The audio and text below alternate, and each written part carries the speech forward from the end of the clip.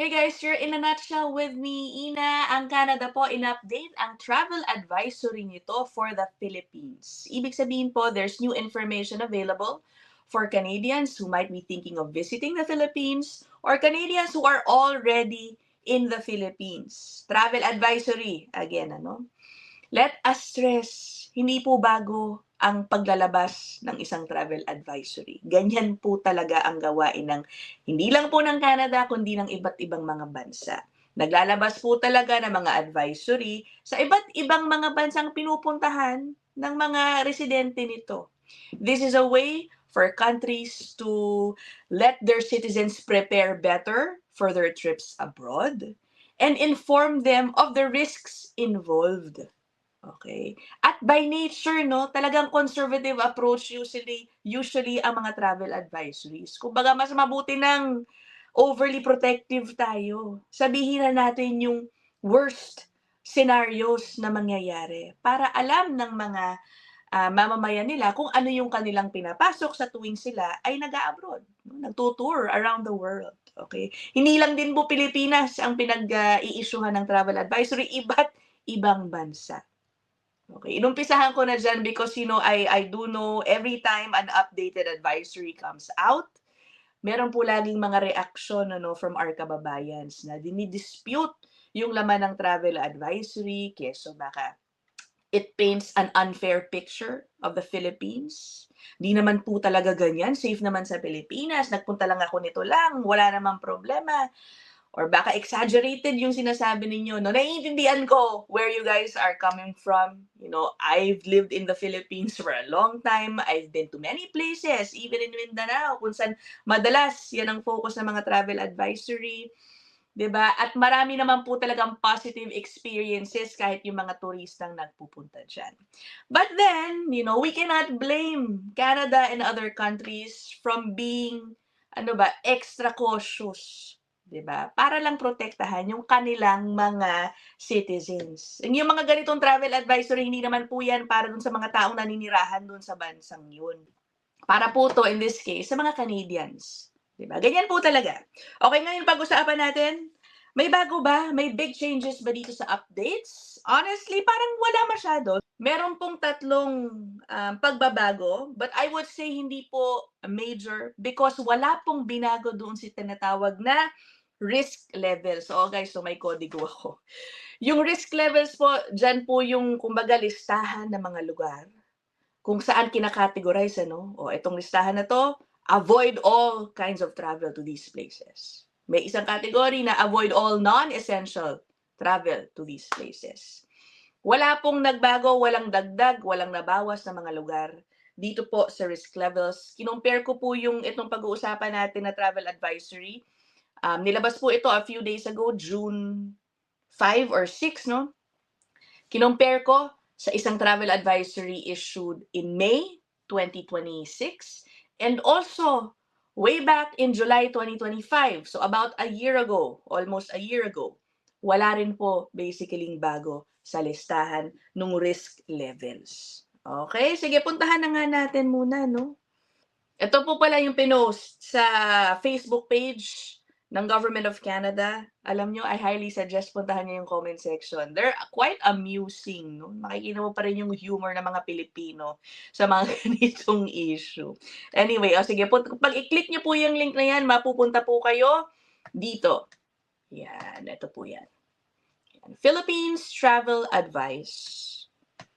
Last updated, June 7 pala. Okay, June 7, 2026.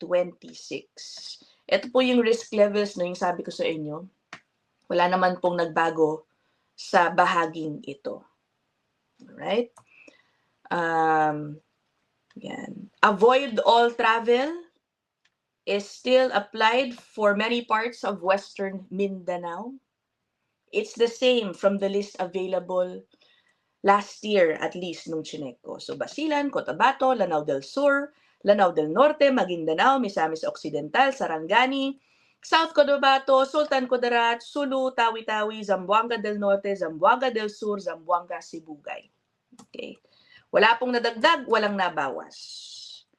Same with itong part na ito, avoid non-essential travel dito naman po sa bahagi ng Central and Eastern Mindanao.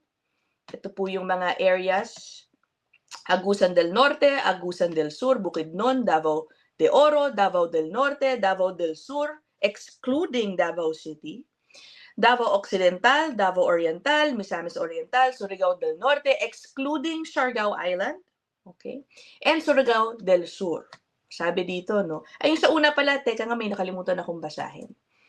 Kaya daw avoid all travel dito sa bahagi ng Western Mindanao due to the serious threat of terrorism, kidnapping, high levels of crime, and violent clashes between the security forces and rebel groups. Okay, again, I am reading directly from the travel advisory. Doon naman po sa Central and Eastern Mindanao kung saan ang advice is avoid non-essential travel, ang sabi dito, it's due to the risk of kidnapping and high levels of crime. Okay, so ano yung bago? There are really just minor changes. Doon po sa travel advisory nung May 2026, I will share it with you. Ayan, ito po yan ano, nung May 2026. Meron pong bahaging ito. Under the terrorism section, ayun no. Again May pa to May 2026. Merong sinasite po dito na security alert from the US Embassy. Okay, guys, kasi po no, yung Canada, maraming sources ang kino-consider in coming up with its travel advisory. In this case, meron po silang sinite na information from the US Embassy in Manila. Okay, sabi dito na noong March 2026 daw, ang sabi ng US Embassy, while there is no specific credible threat to US Embassy Manila at this time, meron daw pong mga potential demonstration, mga rally, at merong posibilidad kumbaga ng opportunistic attacks na nakasulat dito. In this latest update nitong isang araw, wala na po yung advisory na yan. Wala na po yung bahagi na yan. So, ibig sabihin po, yung threat or situation cited by the US Embassy in Manila, perhaps that concern has already lapsed and is no longer relevant. O, diba? So, that's the first change. Pangalawa, the June advisory, balik na po tayo dito sa June, meron pong dinagdag na information tungkol sa earthquake and tsunami alert. Ayan. So on this part, sa natural disasters and climate, meron pong ganitong bago. Sobrang updated, makikita ninyo. In-update nila June 8 pala, oh. We all, of course, are aware of what's going on in the Philippines, no? Yung 7.8 magnitude earthquake. What I can do right now is really just pray for our kababayans affected by that massive earthquake. Everybody keep safe. Naku po, double check yung mga structures dyan, ano? Okay. So, ganun kabilis. Na-update agad po ng Canada yung advisory to factor that in. Sabi dito, nung June 8 daw, nagkaroon ng 7.8 magnitude earthquake on the island of Mindanao in Sarangani Bay, Philippines. Tsunami warning of waves of more than 1 meter in the following coastal areas, including Sarangani, Davao Occidental, Tawi-Tawi, Sulu, Basilan, Zamboanga del Sur, Zamboanga Sibugay, Sultan Kudarat, South Cotabato.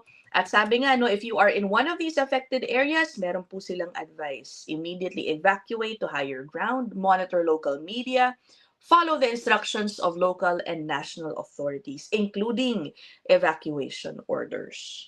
Okay? So, meron po yan.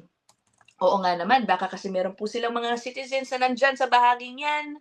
It is better, syempre, to ensure that you are in a place na hindi po compromised yung structures. No? Okay. And the third update, ito po. Let me refer you to this part. Ito.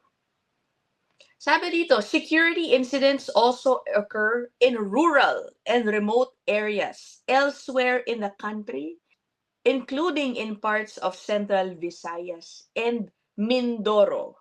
These incidents may take place in provinces located near tourist destinations. Kung babalikan po, ito po yung bago no for June. Kung babalikan po kasi yung travel advisory nung May, wala po ang sentence na to before. Ang meron lang ito, yung Western Mindanao. Okay, and then it went right away to this paragraph. Okay, so this sentence was included.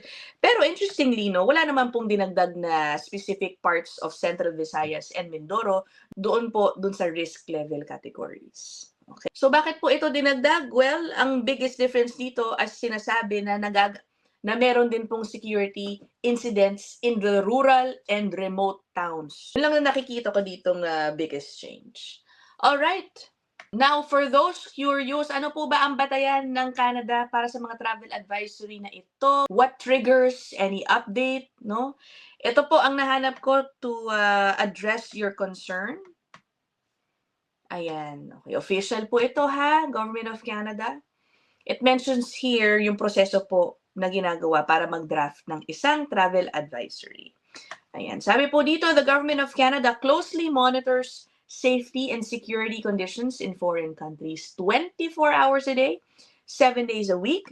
Based on reliable information, the TAAs, yan po yung travel advisories, are updated to respond to events that may affect the personal safety and security of Canadians abroad. Nakita nyo rin naman kung gaano kabilis nila in-update to reflect yung situation with the earthquake. Okay, and then, sabi po dito, Global Affairs Canada makes the decision to update the advisories in consultation with the Canadian Embassy, High Commission, or consulate responsible for the foreign destination. And also, may nabasa rin po akong article before that apart from the consulates, yung mga embassy po ng Canada in the different countries, meron din po silang, kumbaga, information sharing with other countries. Okay, yung mga impormasyon naman po na nakakalat ng ibang bansa, grupo po sila, no? They exchange information when it comes to security threats in different parts of the world. So, isa rin po yan sa factors na kanilang tinoconsider. Okay, so that is it. What do you guys think about this? Let me know down there in the comment section. I will end this episode here. See you guys in the next one. Bye!